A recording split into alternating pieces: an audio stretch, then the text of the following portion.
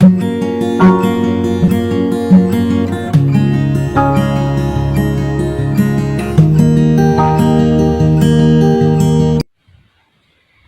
alaikum dear learners. Welcome to our online school. Our today's class on English past paper for 6th grade students. আজ আমি class 6 এর শিক্ষার্থীদের সাথে তাদের English first পেপারের 4 নং কোয়েশ্চন নিয়ে আলোচনা করব। সিন প্যাসেজ এবং আনসিন প্যাসেজের আনসারগুলোর পরপরই 4 নং কোয়েশ্চন থেকে একটা নতুন ধারার প্রশ্নের ধারাবাহিকতা শুরু হয়। তাই আমার আজকের টপিকটি হচ্ছে কোয়েশ্চন নং 4। তোমরা তোমাদের প্রশ্নে এইরকম গ্যাপ ফিলিং এর প্রশ্নগুলো পেয়ে থাকো। কিছু কিছু প্রশ্ন থাকে উইথ ক্লু আর কিছু কিছু প্রশ্ন থাকে উইদাউট ক্লু। তোমাদের 4 নংয়ের এই কোয়েশ্চনটা উইথ ক্লু। প্রায়ই আমরা বক্সে এইরকম করে কিছু ওয়ার্ড পেয়ে থাকি।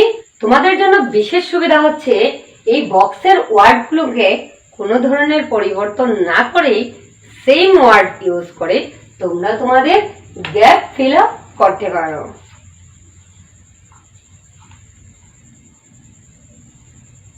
তবে কথা হচ্ছে এই গ্যাপ ফিলিংটা আমরা কিভাবে করব, কম সময়ে কিভাবে আমরা সঠিক নাম্বারটা পেতে পারি, কম সময় ইউজ করে কিভাবে আমরা এই 4 নংয়ের আনসার দিয়ে আমরা পারফেক্ট নাম্বারটা পেতে পারি, আজ আমি তোমাদের সাথে আলোচনা করব এবং তোমাদেরকে শেখানোর চেষ্টা করব কিভাবে কম সময় দিয়ে তোমরা এই 4 নং কোয়েশ্চনটার আনসার করে তোমাদের যথার্থ নাম্বারটা তোমরা পেতে পারো।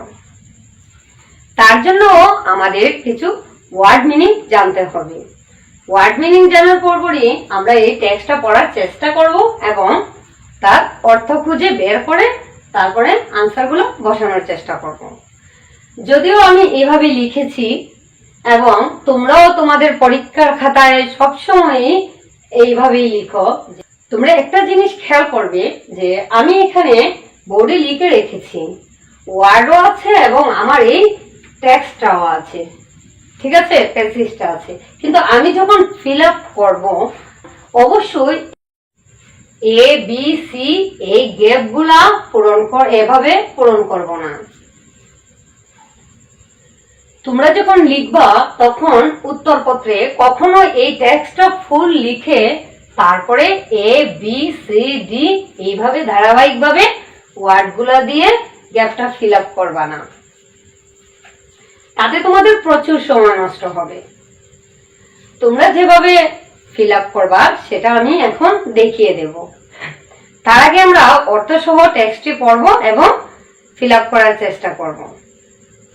এখানে বক্সের ওয়ার্ডগুলো হচ্ছে soon, up, around, store, its, train, and, my, say, sir, লি, লঞ্চ। 12টি ওয়ার্ড আছে, কিন্তু তোমাদের এখানে ফিল আপ করতে হবে 10টি ওয়ার্ড দিয়ে। 12টি ওয়ার্ড থেকে আমরা 10টি ওয়ার্ড সিলেক্ট করব। তোমরা খেয়াল করবে তোমাদের প্রশ্নে A B C D E F G H I J এইরকম করে লেটার দেয়া থাকবে। যদি এই লেটারগুলো দেয়া থাকে এবং এই লেটার যুক্ত গ্যাপগুলো আমাদেরকে ফিল আপ করতে হয়, তাহলে আমরা কখনোই এইভাবে টেক্সটটা লিখে গ্যাপ ফিল আপ করব না। A dash friend and I B dash near a newspaper stall talking C dash watching the crowd D dash। এই সেন্টেন্সটা কি বোঝাচ্ছে? এইখান থেকে আমরা যে ওয়ার্ডটি ইউজ করব এখানে হচ্ছে মাই, মাই ফ্রেন্ড অ্যান্ড আই, আমার বন্ধু এবং আমি dash near a newspaper stall. একটা নিউজ পেপার বা পত্রিকার দোকানের সামনে কি করেছিলাম? stood দাঁড়িয়েছিলাম। stood near a newspaper stall talking dash talking and watching the crowd dash around.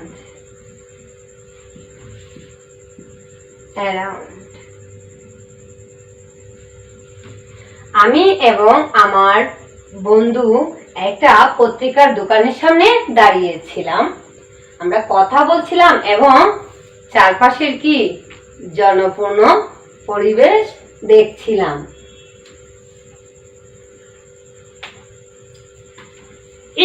dash my friend's train started to dash. কি বলছে? বন্ধু, আমার বন্ধুর ট্রেনটি কি করছিল? শুরু করছিল। কি শুরু করছিল? আমার বন্ধুর ট্রেনটি শুরু করছিল। dash এই দেশে হবে soon my friend's train.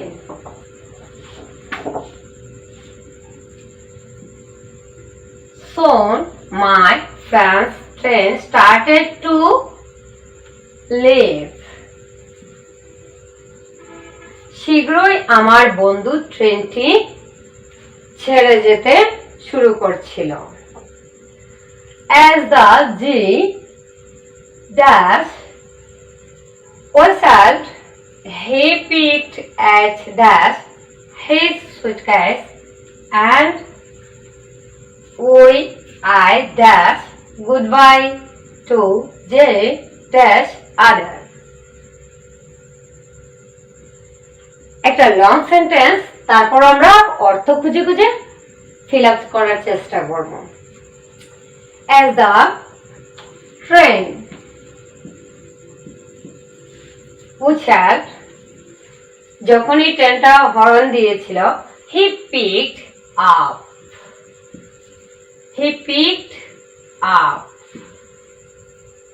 his suitcase and সে তার সুটকেস বা ব্যাগটি তুলে নিয়েছিল and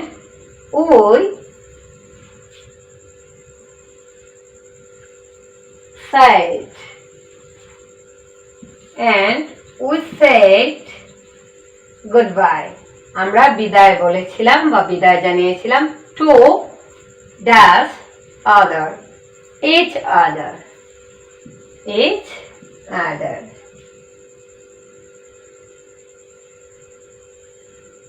আমরা একে অন্যকে বিদায় জানিয়েছিলাম। যদিও আমরা আমার বোর্ডের এই লেখা অনুযায়ী আমরা এইভাবে গ্যাপগুলা ফিল আপ করেছি, কিন্তু আমি তোমাদেরকে ভালো নাম্বার পাওয়ার জন্য, সময় বাঁচানোর জন্য যে সিস্টেমটা বলবো, আমরা সব সময় আনসার করব আনসার টু দা কোয়েশ্চন না 4, answer to the question number 4 এভাবে লেখার পরে, যদিও এখানে জায়গাটা শর্ট, তারপর আমি লিখছি, তোমরা ধারাবাহিকভাবে লেখার চেষ্টা করবে। এইভাবে লিখব A B C D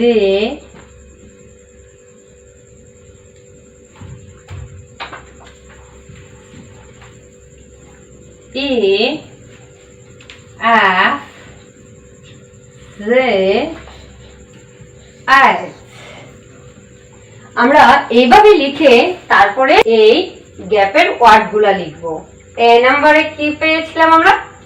my, B stored, C and, D around, E sown, F live, refrain.